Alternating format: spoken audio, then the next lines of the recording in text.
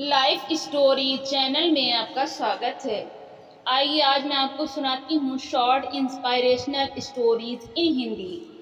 हमारे जीवन में उत्साह और सकारात्मकता भरने का एक सशक्त माध्यम होती है short inspirational stories in Hindi. ये छोटी कहानी इन हिंदी हमारे जीवन में महत्वपूर्ण सबक, संघर्षों का सामना, आत्मविश्वास और धैर्य का महत्व सिखाती हैं। इन छोटी कहानियों के पात्र, चाहे वे छोटे हों या बड़े, हमें यह बताते हैं कि जीवन में आने वाले किसी भी कठिनाई को कैसे पार किया जा सकता है और सफलता हासिल की जा सकती है।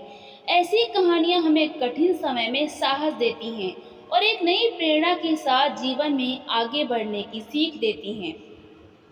हमें हमेशा यह सीख देती हैं ये कहानी हमें हमेशा यह सीख देती है कि जीवन में हमेशा सकारात्मक सोच रखनी चाहिए। माइकल जॉर्डन एक अमेरिकी बास्केटबॉल खिलाड़ी हैं जिन्होंने अब संन्यास ले लिया है।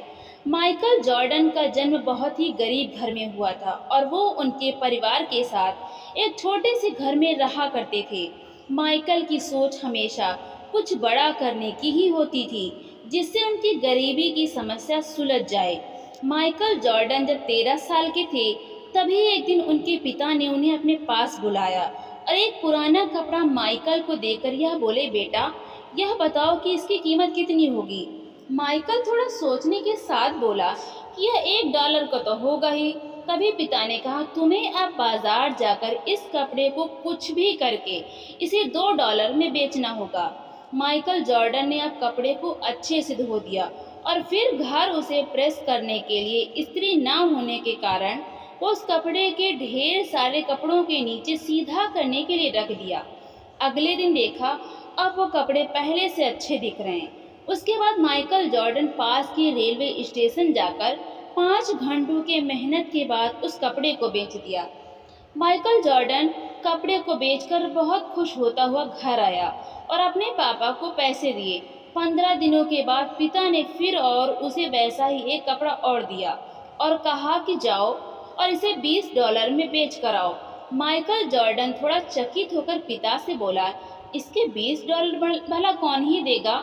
तब पिता माइकल से कहा कि तुम एक बार कोशिश तो करके देख लो।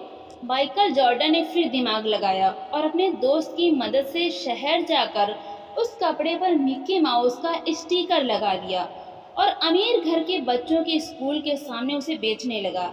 यह देख एक छोटे से बच्चे ने अपने पापा से कहकर उस कपड़े को $20 में खरीद लिया और उस बच्चे के पिता ने $5 एक्स्ट्रा टिप भी दिए और इस तरह माइकल जॉर्डन ने उस कपड़े को पूरे $25 में बेच दिया और खुशी खुशी घर चला गया।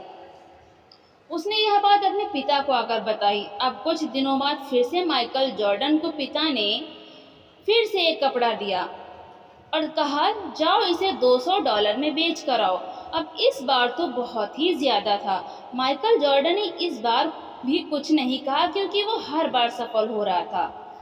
इस माइकल जॉर्डन ने 2-3 दिनों का समय लिया क्योंकि उसे समझ में नहीं आ रहा था कि आखिर इस कपड़े का दाम वो $1 से बढ़ाकर $200 कैसे करे।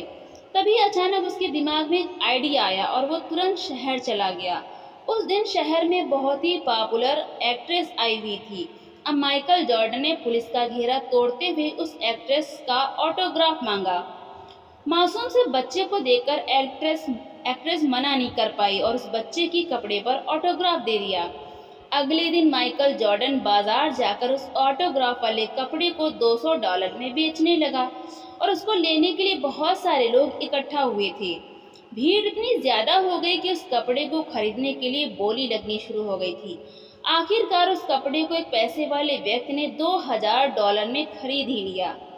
जब इस बार वो इतने पैसे लेकर घर पहुंचा और पूरी कहानी अपने पिता को बताई तब पिता की आंखों में आंसू आ गए और वे बोले, बेटा तू अपने जिंदगी में कुछ भी कर सकता है। इस बात को याद करते हुए माइकल जॉर्डन ने अपने जहां तक सकारात्मक सोच होती है वहां रास्ते अपने आप ही बन जाते हैं। सीख, माइकल जॉर्डन की इस कहानी से हमें यह सोच मिलती है कि नकारात्मक सोच से कभी आप सकारात्मक जीवन नहीं जी सकते हैं। इसीलिए हमेशा बड़ा सोचिए और सकारात्मक सोचिए, आपका रास्ता खुद ब खुद बन जाएगा। Short inspirational stories in Hindi. दिव्यांग राजा।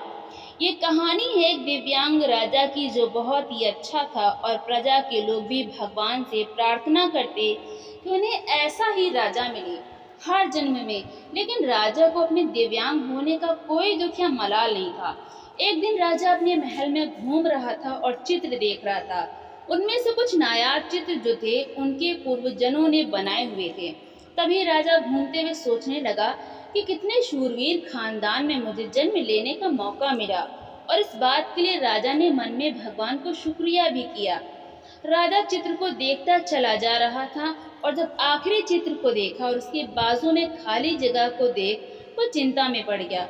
उसे मालूम था कि अब यहाँ पे जो चित्र लगने वाला है वो उसका है, और राजा को इस बात की चिंता नहीं थी कि मरने वाला है, पर उसे चिंता इस बात की थी कि वो जो चित्र लगने वाला है वो किस तरह का होगा। राजा तभी सोचने लगा कि मेरी तो एक आंख है और पैर नहीं है, मेरी तो एक आंख और पैर नहीं है, और इस गलियारे में जो चित्र लगेगा वो मेरा ही लगेगा और वो सबसे बदसूरत दिखेंगी। और अब राजा को इस बात की चिंता होने लगी। राजा ने सोचा मेरे मरने के बाद ना जाने कैसा चित्र बने। तभी वो सोचता है मैं जिंदा हूँ तब तक मेरा एक अच्छा चित्र बनेगा, और कम से कम यह तो सुकून रहेगा कि मरने के बाद मेरा किस तरह का चित्र यहाँ पर होगा। राज्य में ऐलान कर दिया जाता है कि कोई भी आए और राजा का शानदार चित्र बनाए और शानदार इनाम लेकर जाए। कुछ चित्रकार यह सुनकर महल जरूर आए, पर उन्हें मालूम था कि राजा की एक आंख और पांव नहीं है, तो फिर राजा चित्र किस तरह से शानदार बन पाएगा।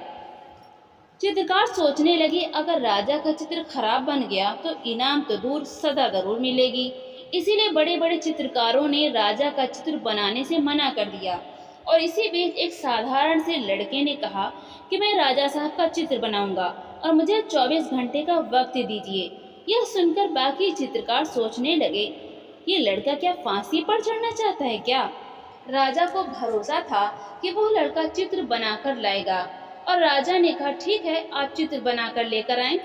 अगले दिन जब वो लड़का चित्र बनाकर लाने वाला था और वही देखने के लिए पूरा दरबार लोगों से भर चुका था कि यह लड़का राजा का किस तरह का चित्र बनवाकर लाने वाला है।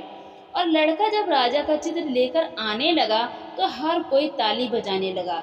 राजा ने अब वो चित्र देखकर बोला वाह क्या सुंदर चित्र बनाया है, और इस तरह का चित्र तो उस गलियारे में भी नहीं है, यहाँ तक कि सबसे खूबसूरत चित्र होगा। और राजा ने उस लड़के को शानदार इनाम भी दिया। उस लड़के ने राजा को चित्र में घोड़े पर सवार दिखाया। एक साइड से वो तस्वीर थी जिसमें राजा तीरंदाजी कर रहा था। तीरंदाजी में निशाना साधते समय एक आंख बंद करनी पड़ती है, और यह वही वाली आंख थी जो राजा को नहीं थी। राजा को घुड़सवार दिखाया जिससे राजा का एक पांव भी नहीं दिखा, जो राजा का नहीं था। यह कहानी हमें सिखाती है कि जिंदगी में उम्मीद का साथ कभी नहीं छोड़ना चाहिए और हर पल सकारात्मक रहना चाहिए।